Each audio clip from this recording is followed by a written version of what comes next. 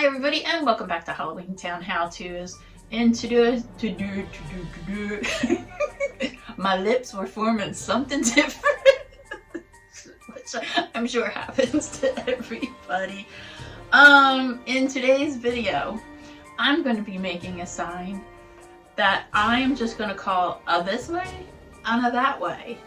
So it is going to be based on all those wonderful signs you always see in movies when the character either drives up to, rides up to, and it's just this big honking sign that says you can go this way or you can go that way. And of course they always turn and the one side is like all bright and cheery, and then the other way is like scary, dark, and ominous.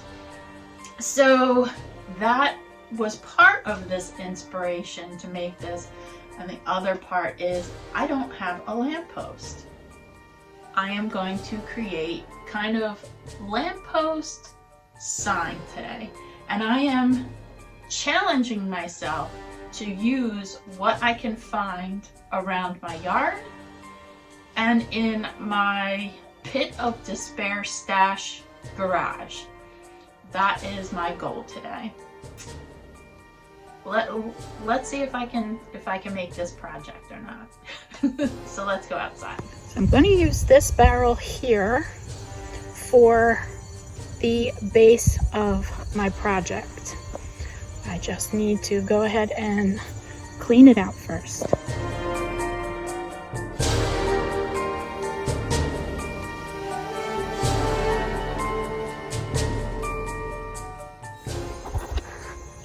And I have the barrel cleaned out, and I have a beach umbrella stand which I'm going to center and drive into the middle of the barrel to act as a support to a piece of bamboo that I had laying around.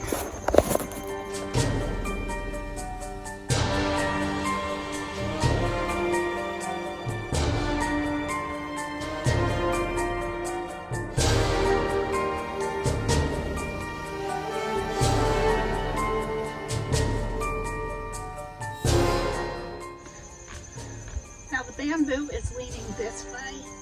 There's nothing I can do about that. But it's fine because it's supposed to be spooky. If that bothers you, then you can always find a straighter piece. Next step for this way or that way sign, I am repurposing my boarded up window display pieces that I made last year. If you're interested in making these, check out Lock, Shock, and Barrel boarded up window display. I kind of break everything down. I will say, if you want to make life easy for yourself and you can pick up a free pallet, I can't because I don't have a vehicle that I can pick a pallet up for free. Do that because it will save you a whole heck of a lot of time. This is rather labor intensive, but it was free. I made them last year. They're done. I'm not using them, so that's what I'm using. End of rant. All I need to do is just need to cut off these. You know, I'm gonna keep that one there. Just taking off some of that zip ties. I'm leaving that one in because I can. I'm just going to start painting the names of the places that I want, you know, whoever to know where to look at things. I don't know where things are going to be placed anyway, but it's just a prop and I'm not too concerned. So that's what I'm going to do.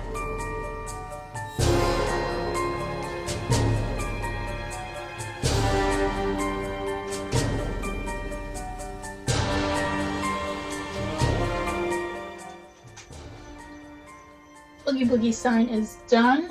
I'm keeping this very simple, just white lettering with some black I don't even know what you would call it. My brain is just non-functioning today. I did paint the zip tie brown. Depth, that's what I used, the black to create some depth to the letters. It's there, it's just when it decides to make its way out of my mouth. So I'm going to go ahead and do the other ones the same way, and I'll see you in a few. I have my signs all painted up. I did go ahead and paint the back of them black. I didn't do like a 100% coverage. I'm not concerned about it. It's okay if it looks a little dappled. I only made 3 signs. If I find when I'm putting this up I need an extra one, I can just go ahead and do another one. It's no big deal. So let's go outside and attach these to the pole. So I went ahead and put my zip ties through the styrofoam, and when you're doing that you always want to puncture the styrofoam from the front because it'll blow it out sometimes and then you'll ruin your sign or whatever it is that you're making. So I am using 2 sets of zip ties for this, so that way the sign won't twist and turn.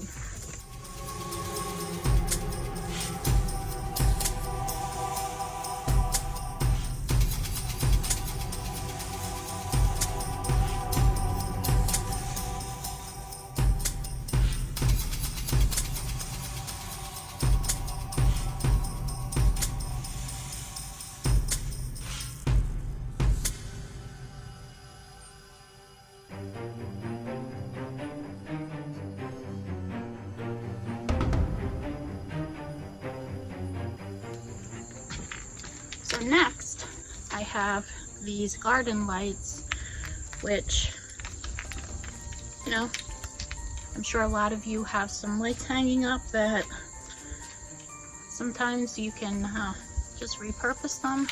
This is a perfect way to repurpose. If not, you can use your holiday lights as well. I just want big bulbs for this. And got some zip ties to use to attach it to the pole.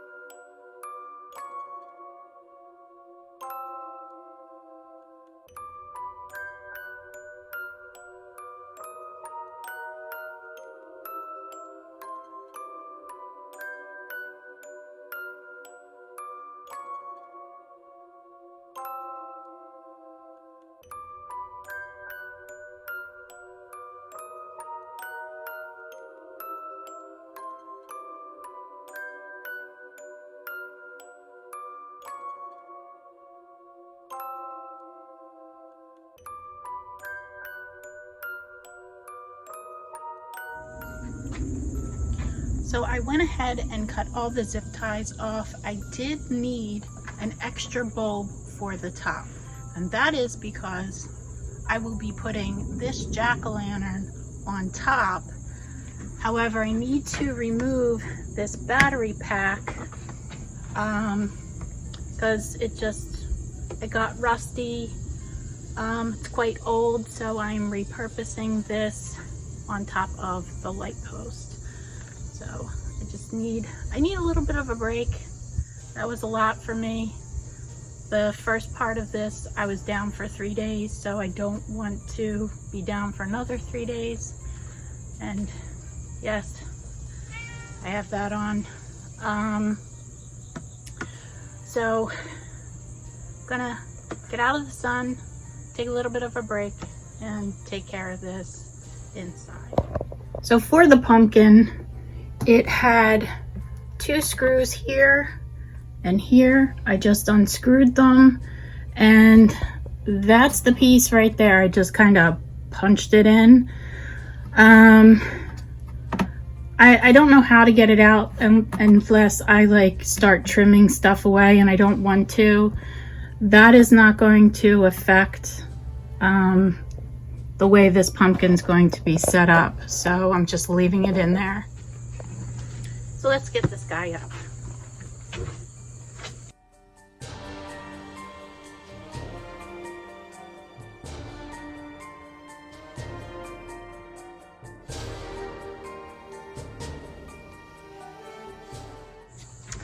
I cut some pieces of pool noodle to kind of shove up in between the holes because that opening to the pumpkin was rather like wide. This way it'll help it stay a little bit stable, and it'll keep the light. I don't think the light bulbs are going to come out anyway because they're really big. So that's what I'm doing.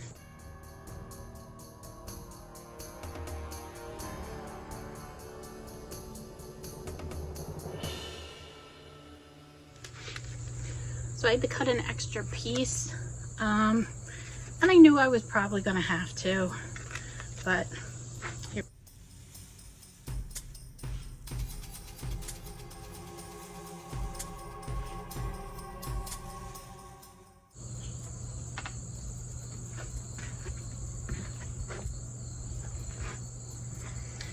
So I have that part of it done. Next, I'm going to dress this up a little bit at the base down here. You can pick up some mums. I am going to just dig up some grasses that I have, and I believe I have mums from last year somewhere in the garden. I'll see if they're viable.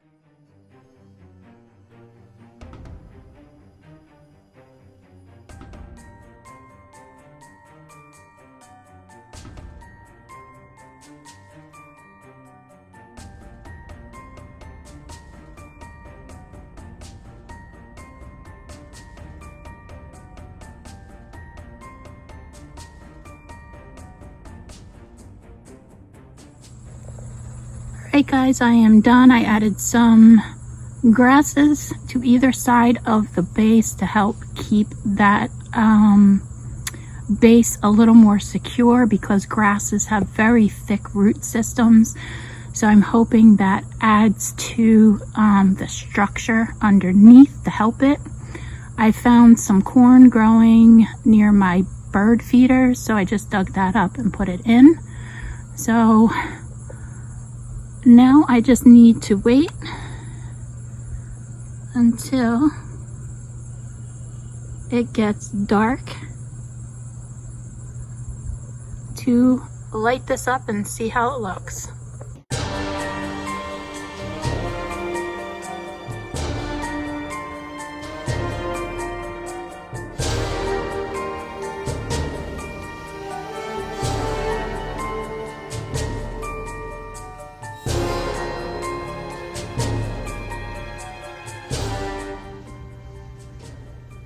Alright guys, so I hope you enjoyed this project. I hope it inspires you to think outside of the box with things you might have around the house already, that you can create a new display for your haunt this year. You know, I just am showing you how I went about doing it, and just gathered what I had laying around the house and in my garden or in my garage, and just created, you know, something new. Doesn't have to be magnificent, but as long as you love it, that's all that matters. So with that, everybody, get making, get creative, and I will see you next time on Halloween Town How To's. Bye bye everybody.